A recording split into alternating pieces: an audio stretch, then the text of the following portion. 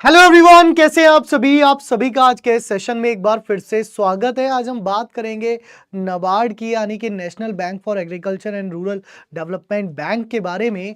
इसमें जो एक वैकेंसी आई है, उस वैकेंसीज की क्या खासियत है और क्या चीज़ें हैं, इन सबको हम देखेंगे। तो जैसा कि आप सभी जानते हैं कि नाबार्ड की वैकेंसी आई है, जिसका फॉर्म 2 अक्टूबर से लेकर के 21 अक्टूबर तक आपका भरा जाना है। ये वैकेंसी आपके ऑफिस अटेंडेंट की, तो इसकी वैकेंसी है बेटा। तो ये वैकेंसी है आपके ऑफिस अटेंडेंट की। तो आप देख रहे हो ऑफिस अटेंडेंट की ये वैकेंसी है। 2 अक्टूबर से इसका फॉर्म भरा जाना है 21 अक्टूबर तक। और इंपॉर्टेंट टाइमलाइंस भी यही है कि आप 2 अक्टूबर से लेकर 21 अक्टूबर तक इसका फॉर्म भर सकते हैं। ऑनलाइन एग्जामिनेशन इसका जो 21 नवंबर को एग्जाम है। ठीक है, कौन कौन इस फॉर्म को भर सकता है इसके बारे में बताऊंगा। नाबार्ड काम क्या करता है?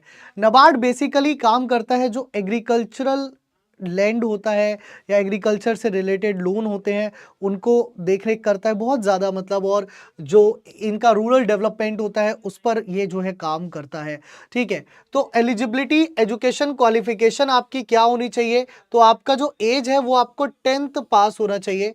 आपको 10th पास होना चाहिए इसके लिए फ्रॉम द कंसर्न स्टेट, मतलब आप जहां से हैं, है ना। In addition to the above, the candidate should be a domicile of the state union territory coming under to the regional jurisdiction of the regional office to which he she is applying for।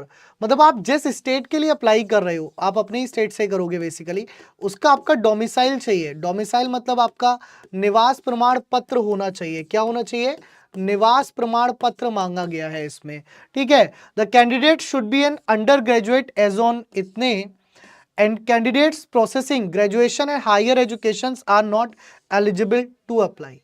जो व्यक्ति, सुनिए मेरी बात, यहां पर specific mention है, इन्हें higher education चाहिए ही नहीं, इन्हें सिर्फ 10th पास चाहिए, 10th हो या 12th हो, बस इतना। अगर आपने ग्रेजुएशन किया हुआ है या आप हायर क्वालिफिकेशन कर रहे हैं तो इसके लिए आप एप्लीकेबल है ही नहीं, है ना। मतलब इनको चाहिए 10th पास या मैक्सिमम 12th पास, इससे ज्यादा उन्हें चाहिए ही नहीं, साफ मना किया है। क्या रहा? The applicant will be required to give self declaration in this regard in the online application at the time of appointment demanded by the bank और द रिक्रूटमेंट प्रोसेस। मतलब आपका चेक किया जाएगा आपको कि आपने सच में ग्रेजुएशन वगैरह किया हुआ तो नहीं है। नहीं किया हुआ तभी आप ये फॉर्म भर सकते हैं, किया हुआ है तो फॉर्म नहीं भर सकते। ठीक है, एज इसमें जो है वो 18 से 30 मांगी गई है। ठीक है, कब से कब तक? 1/10/2024 को ली जाएगी। मतलब आपका जन्म जो है वो 2 अक्टूबर 1994 के बाद ना हुआ हो और 1 अक्टूबर 2006 के पहले ना हुआ हो। इसमें आपको एज रिलैक्सेशन जो मिलता है वो SC/ST पर 5 साल का मिलता है, OBC पर 3 साल का मिलता है। जो person with benchmark disabilities, physical disability है, 10 years for general, 13 years for OBC and 15 years for SC/ST। और एक्स सर्विसमैन को आपका, अगर आपने 3 साल सर्विस दिए हैं तो मैक्सिमम ऑफ 50 इयर्स तक कर सकते हैं। और विडो डाइवोर्स को 10 इयर्स का इसमें एज रिलैक्सेशन मिलता है। सबसे बड़ी चीज आती है कि सर इसका एग्जाम पैटर्न क्या है, क्योंकि इसमें सिर्फ 10वीं और 12वीं के पास बच्चे ही फॉर्म भर सकते हैं। जिन्होंने ग्रेजुएशन या पोस्ट ग्रेजुएशन किया हुआ है वो इस फॉर्म को नहीं भर सकते, ये ध्यान दीजिएगा। जिन्होंने ग्रेजुएशन या पोस्ट ग्रेजुएशन किया हुआ है या कर रहे हैं वो इसको फॉर्म को भर ही नहीं सकते। जो 10th और 12th हैं बस वही इस फॉर्म को भर सकते हैं। ठीक है, तो ये सिलेक्शन प्रोसेस है, इसका ऑनलाइन टेस्ट होगा। ऑनलाइन टेस्ट इसका रीजनिंग का होगा जिसमें 30 क्वेश्चन होंगे, इंग्लिश होगी जिसके 30 क्वेश्चन होंगे, GA होगी उसमें 30 क्वेश्चन होंगे, और आपकी मैथ होगी उसमें 30 क्वेश्चन होंगे। टोटल 120 क्वेश्चन होंगे, 120 मार्क्स के, 90 मिनट का कंपोजिट टाइम आपको मिलता है इसमें। ठीक है, लैंग्वेज प्रोफिशिएंसी टेस्ट आपका होता है। All the selected waitlist candidate would require to undergo the language proficiency test. The LPT will be conducted in the official language of the state. मतलब जो आपने स्टेट से आप फॉर्म भरोगे, आप मान लो अगर यूपी से भरते हो तो आपकी हिंदी है, अगर आप महाराष्ट्र से भरते हो तो मराठी, जो वहाँ की रीजनल लैंग्वेज है उसमें आपका LPT होता है, क्योंकि नाबार्ड का काम लोकल व्यक्तियों से ही रहता है। ठीक है, फीस जो इसमें आपकी है अदर कैंडिडेट्स के लिए, मतलब वही 500 रुपये फीस है। और जो आपकी SC/ST PWD कैंडिडेट्स के लिए है वो आपकी 50 रुपये फीस है।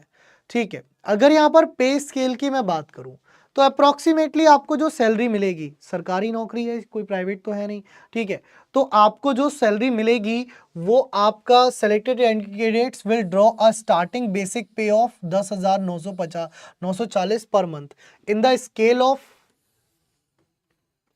ठीक है, कह रहा है कि applicable to office attendants in group C and they will be eligible for DA, local compensatory allowance, house rent and grade allowance as per the time.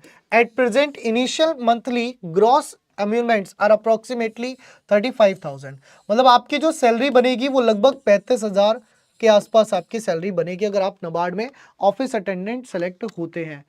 आपको क्या क्या इसमें चाहिए, तो आपकी जो फैसिलिटीज़ हैं वो सब तो रहेंगी, है ना। फॉर्म भरना कैसे है, तो फॉर्म जो है वो आपका IBPS की वेबसाइट से भर जाएगा, और आप एक काम कर सकते हैं, मैं अभी डिस्क्रिप्शन में इसका लिंक जो है वो लगवा दूंगा, आप डिस्क्रिप्शन से लिंक में जाकर के इस फॉर्म को भर सकते हैं। अगर आप 10th और 12th पास हैं तो आप इस फॉर्म को भरेंगे, आपने ग्रेजुएशन कंप्लीट है या आपका पोस्ट ग्रेजुएशन कंप्लीट है तो आप इस फॉर्म के लिए एलिजिबल नहीं हो, ठीक है। सो फॉर्म भरोगे कैसे, मैं लिंक लगवा दूंगा। सबसे पहले हम रजिस्टर करेंगे, सबसे पहले click here for new registration, तो रजिस्ट्रेशन के लिए क्लिक करेंगे, ये डिटेल्स देगा कि हमको ये चाहिए, है ना।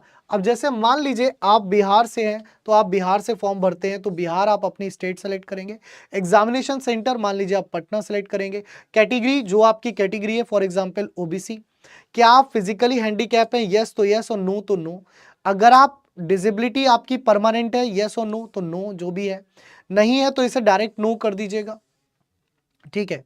फिर उसके बाद यहां पर आ जाएंगे, तो जैसे डोमिनेंट राइटिंग हैंड आपको चाहिए, कंपनसेटरी टाइम चाहिए, यस और नो, ये सब करते चलिएगा।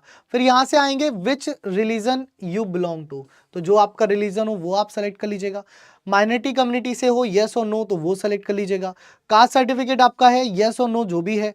एक्स सर्विसमैन हो तो यस और नो जो भी है। और इसके बाद आपकी जो date of relief from defence, अगर आप यस करते हो तो वो आपको तब भरनी होती है, ठीक है। सॉरी, चलिए। फिर आप एम्प्लॉय हो क्या नाबार्ड के, तो नो। रीजनल ऑफिस से अप्लाई करना चाहते हो तो यस। अपनी डेट ऑफ बर्थ, देन आपका जेंडर मेल फीमेल, आपके कोई ट्विन ब्रदर या सिस्टर तो नहीं है तो यस, नहीं है तो नो, ठीक है। मैरिटल स्टेटस, अनमैरिड हो, मैरिड हो, विडो, विडोअर, डाइवोर्स्ड और जुडिशली सेपरेटेड, यानी कि जो तलाकशुदा हो जाते हैं। पिता का नाम, माता का नाम, पति पत्नी अगर हैं तो उनका नाम, और आपका एड्रेस, ठीक है। फिर यही सारी चीज़ें आपकी यहाँ पर सेम एज यहाँ आ जाएंगी।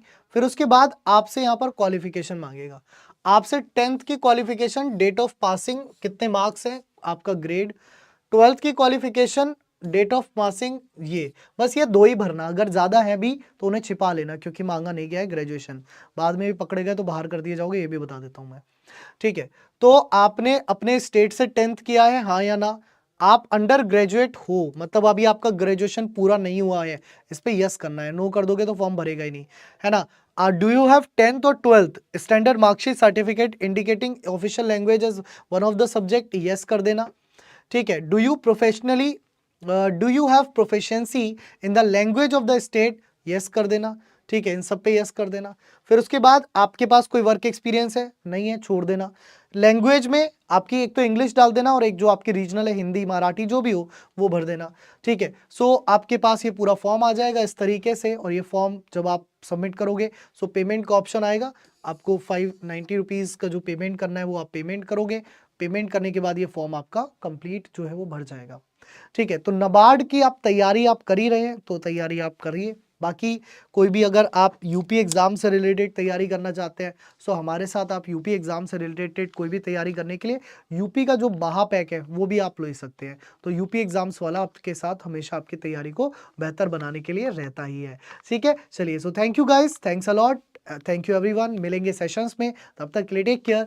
जय हिंद, जय भारत।